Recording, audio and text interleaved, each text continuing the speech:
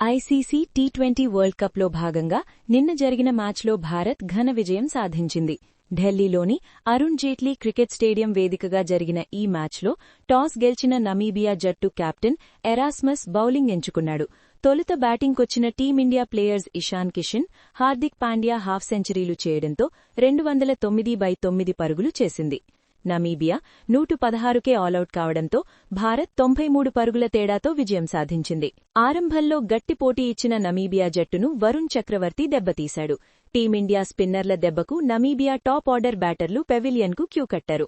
ఆ తర్వాత వచ్చిన ఆటగాళ్లు రాణించకపోవడంతో ఓటమి తప్పలేదు. ఈ విజయంతో పాయింట్ల పట్టికలో భారత్ టాప్ ప్లేస్కి వచ్చింది. ఓపెనర్గా వచ్చిన సంజూ శాంసన్ 8 బంతుల్లో 22 పరుగులతో శుభారంభం అందించగా, మరో ఓపెనర్ ఇషాన్ కిషన్ హాఫ్ సెంచరీతో స్కోర్ బోర్డును పరుగులు పెట్టించాడు.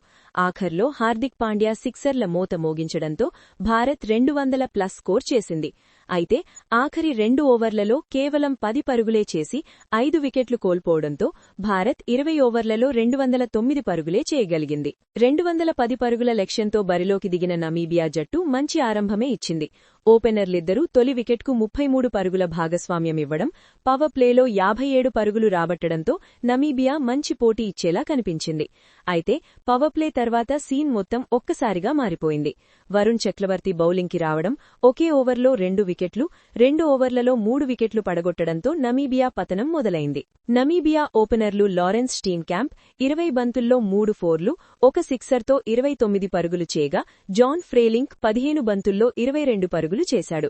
కెప్టెన్ గెర్హార్డ్ ఎరాస్మస్ 18 పరుగులు చేయగా, మిగతా బ్యాటర్లు పెద్దగా రాణించలేకపోయారు. దాంతో నమీబియా 18.2 ఓవర్లలో 116 పరుగులకు ఆలౌట్ అయింది. దాంతో భారత్ 93 పరుగుల తేడాతో ఘన విజయం సాధించింది. టీమిండియా బౌలర్లలో వరుణ్ చక్రవర్తి 3 వికెట్లు పడగొట్టగా, అక్షర్ పటేల్, హార్దిక్ పాండ్యా చెరో 2 తీసుకున్నాడు. అర్ష్దీప్ సింగ్, జస్ప్రీత్ బుమ్రా, శివం దూబే తలో వికెట్ దక్కించుకున్నారు. ఈ మ్యాచ్లో 2 వికెట్లతో పాటు హాఫ్ సెంచరీ చేసిన హార్దిక్ పాండ్యాకు player of the match award దక్కింది. నా వీడియో మీకు నచ్చినట్టు అయితే నా ఛానల్ తప్పక సబ్స్క్రైబ్ చేసుకోగలరు.